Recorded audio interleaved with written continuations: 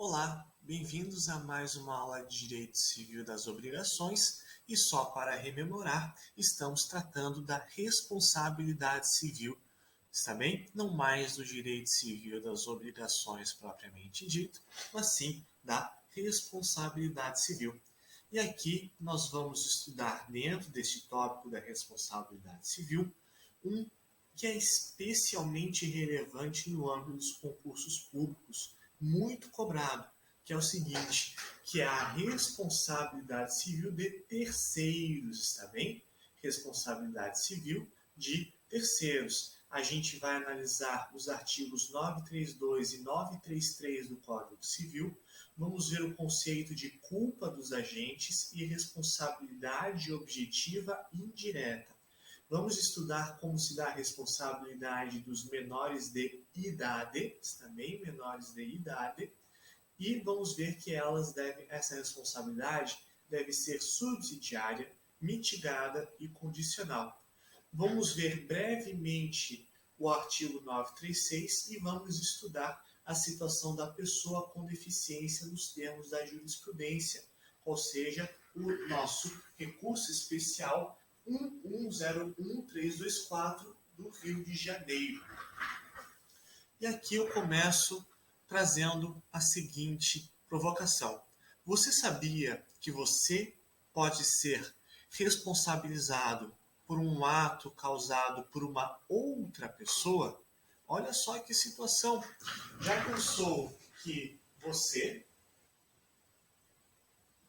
A, pode ser responsabilizado por um ato que B vem a causar em uma outra pessoa? Olha só, você ser responsável por um ato de terceiro aqui, que situação. Isto é possível, sim, no Código Civil. Isso está previsto no artigo 932, está bem? Conforme a gente já vai estudar as respectivas hipóteses. Nas hipóteses do 932, nós temos o que se chama de responsabilidade civil objetiva indireta, está bem? Indireta, por conta do disposto no 933. Vamos ver agora do que trata o 933. Artigo 933 impõe que as pessoas indicadas no caso no artigo anterior, ainda que não haja culpa de sua parte, responderão pelos atos praticados pelos terceiros ali referidos. Ou seja, nós temos algumas situações em que, na medida em que uma pessoa causar um ato ilícito com culpa, está bem? Aqui deve haver culpa, Se essa pessoa realizar uma ação ilícita com culpa, você, que está numa posição específica, vem a se responsabilizar perante a vítima, está bem? Perante a respectiva vítima. Ah, você agiu perfeitamente, não interessa. Você é sempre prudente, cauteloso, não me interessa, está bem?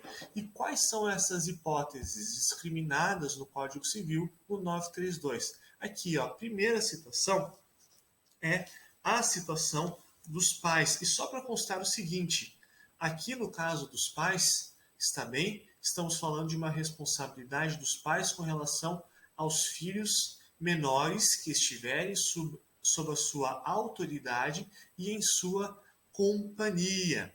Desde já, então, eu quero fazer uma grande inversão dessa situação. Está bem?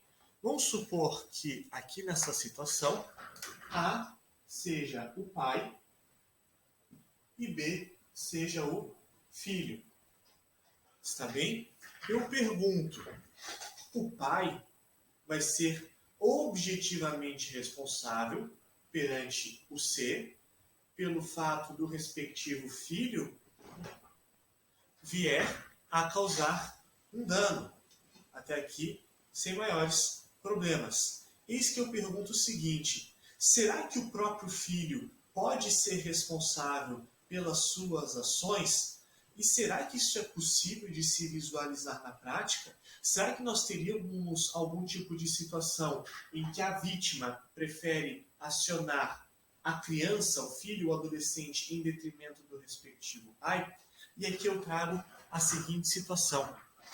Vamos supor que determinada criança, está bem, tenha recebido aí uma herança do falecido avô. E o falecido avô não quis deixar nada para o pai. O bem, o terreno, o apartamento, os rendimentos são todos do filho, sendo que o pai está em uma situação de penúria, tá? Tem pouquíssimo dinheiro o pai, porém o filho tem dinheiro que é administrado pelo pai, porque tem apartamento alugado e assim por diante. E eu pergunto, talvez a vítima tenha interesse em processar o filho, em processar o adolescente, o menor de idade. Tá? Nessa hipótese, será que a pessoa vítima é obrigada a processar o pai ou pode processar o próprio causador do dano? Aqui nós temos que a jurisprudência vai dizer o seguinte: jurisprudência vai dizer que o próprio causador do dano, menor de idade, pode responder sim com o seu patrimônio, sendo que esta hipótese de responsabilização era o quê? Subsidiária, ou seja, tem que se processar o pai primeiro, deve ser mitigada e condicional, e por vezes também se menciona em equitativa, no sentido de que deve-se realizar uma mitigação do valor dessa indenização e condicional. Por que condicional? Porque está condicionada, tá, a não afetação, a não prejudicação da vida desse respectivo adolescente, dessa respectiva criança. A criança ou adolescente não pode passar a sofrer algum tipo de constrição, passar a sofrer alguma necessidade para fins de ressarcir a vítima de seu comportamento. Então, nós temos que essa responsabilidade é subsidiária, pois a vítima, regra geral, tem que acionar o pai primeiro. Ela é mitigada porque deve ser reduzida equitativamente e ainda condicional, porque somente na situação em que a criança não vier a comprometer o próprio patrimônio, o próprio sustento, é que daí sim esse patrimônio da criança, do adolescente, vai ser utilizado para pagar a sua respectiva vítima. Está bem? Fora isso, nós temos que a responsabilidade ela é, então, objetiva do pai em relação ao filho. Ou seja, o filho deve ter agido com culpa e a responsabilidade do pai é diferente. E aí temos o conceito de responsabilidade objetiva e indireta, está bem? Prova-se a culpa do filho para que o pai responda por eventual ilícito, está bem? E aqui nós temos uma grande restrição. O Código Civil fala o seguinte: os pais pelos filhos menores que estiverem sob a sua autoridade e em sua companhia. Não é os filhos modo geral, é os filhos que estiverem sob autoridade e companhia. E o caso foi o seguinte: o filho estava com o pai e com o pai o filho causou dano a terceiro, sendo que esse pai não tinha dinheiro, o filho não tinha dinheiro, era, vamos supor assim, divorciado, esse casal, e sobrou para quem? Sobrou para a mãe. Pode ser vítima de um ato causado por esse adolescente processar a mãe que estava divorciada, não tinha autoridade, ela estava em outra cidade? Jurisprudência vai dizer que não. Jurisprudência vai dizer que não. O filho, nos termos do artigo 9321, deve estar sob autoridade e companhia. Está bem? Ou seja, tem que ser o pai que está com a guarda efetiva. Tá? É o pai que está com a guarda efetiva. Se o casal estava divorciado e, eventualmente, a mãe estava em outra cidade, ela não pode ser acionada judicialmente. E aqui, um raciocínio símile, está bem? Um raciocínio símile se aplica à pessoa com deficiência, tá? E se esse filho agora não for menor de idade? Esse filho aqui, ó, é maior de idade, está bem? O filho aqui é maior de idade. E foi um caso de um filho maior de idade que era portador de esquizofrenia. Tá? Num surto, ele causou dano a terceiro. Eu pergunto, será que o pai responde por um filho maior que é portador de deficiência? E a jurisprudência aqui vem a estabelecer uma modalidade de responsabilidade que não é a objetiva indireta. Neste caso, a responsabilidade por filho maior portador de deficiência, ela é solidária, está bem? Solidária. No caso, na medida em que há uma omissão do pai, essa responsabilidade ela é solidária nos termos do recurso especial 1101324 do Rio de Janeiro. Então, nós já vimos aí a primeira hipótese de responsabilidade objetiva indireta e já vimos aí as duas principais exceções. Também já vimos as duas principais exceções.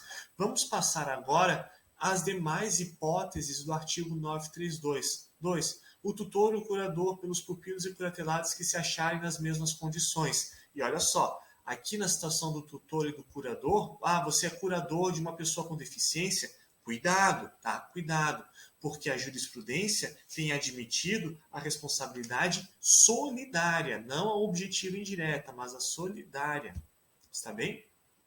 Não obstante ela poder ser objetiva indireta, na medida em que não decorre de culpa, está bem? Mas ela é vista como solidária. Por quê? Porque nessa hipótese, o próprio bem da pessoa com deficiência, essa pessoa, por exemplo, recebeu uma herança, esse bem pode ser acionado, está bem? Esse bem pode ser acionado e não se aplica a subsidiariedade, nada disso, está bem? Essa pessoa recebeu uma herança, enfim, ela pode ser acionada diretamente, sendo que ela vai ser representada pelo seu curador. Mas aqui a responsabilidade ela é solidária necessariamente. Outra questão.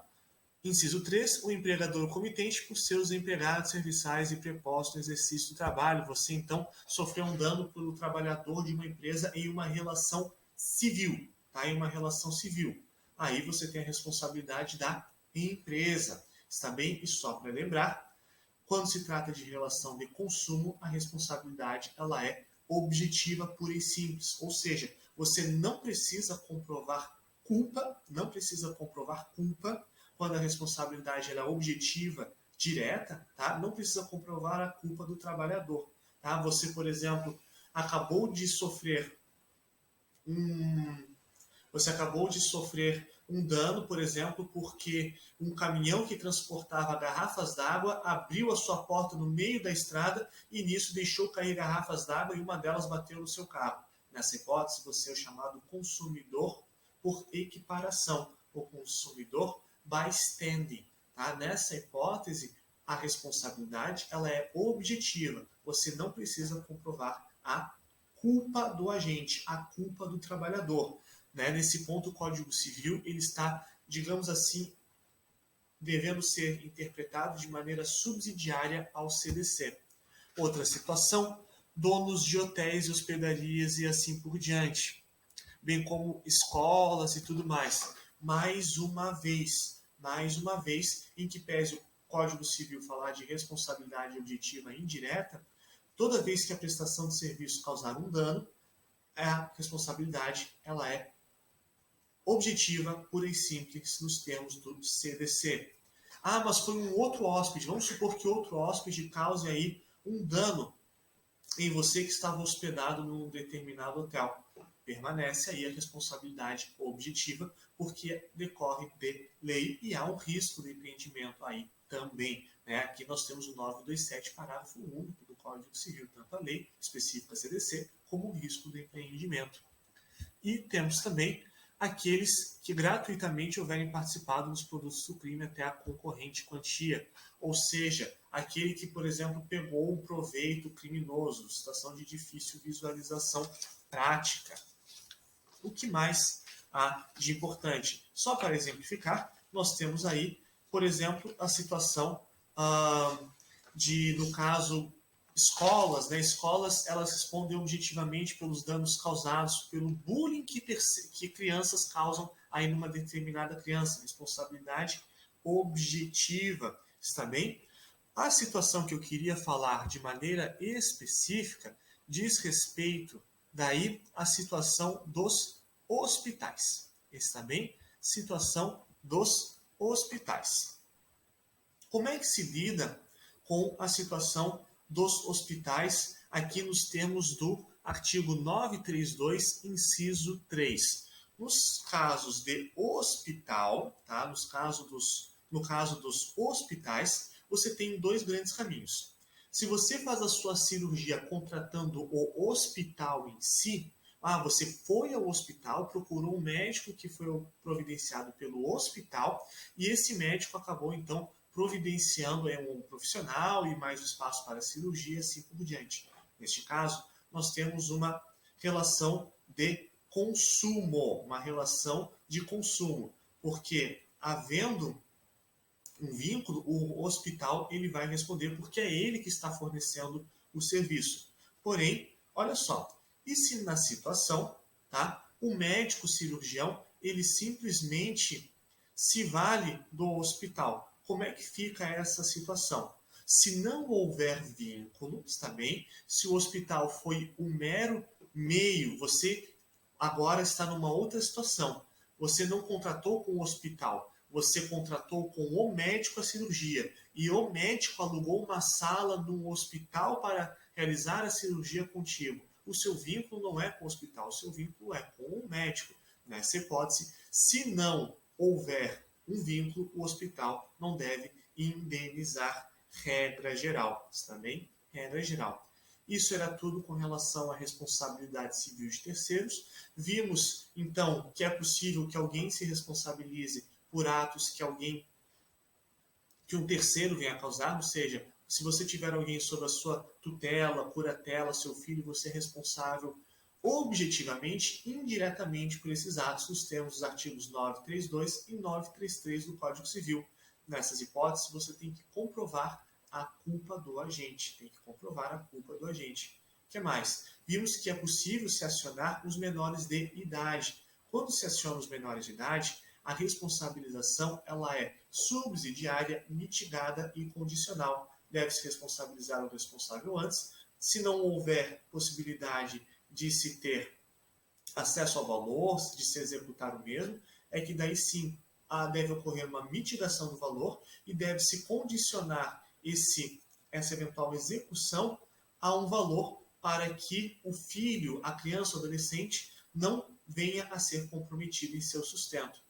Vimos também a questão da pessoa com deficiência, em que a jurisprudência faz uma ressalva no sentido de que a responsabilidade ela é solidária, tá? Aí, no caso do respectivo causador do dano, pessoa com deficiência, ele responde solidariamente com o seu tutor curador. E só para finalizar, uma mera observação, o 936 trata da responsabilidade objetiva pelos animais, tá? Responsabilidade objetiva do dono ou detentor do animal, está certo? E essa responsabilidade objetiva do dono ou detentor do animal só é afastada quando se afasta o nexo de causalidade, ou seja, tem que provar culpa da vítima ou força maior. Tem que provar que a vítima tirou o animal de sua guarda e foi atacada por esse animal, ou então teve uma força maior, teve um evento absolutamente extraordinário que fez com que o animal fugisse de sua guarda e assim por diante. Com isso, terminamos a responsabilidade civil de terceiros e até a próxima aula.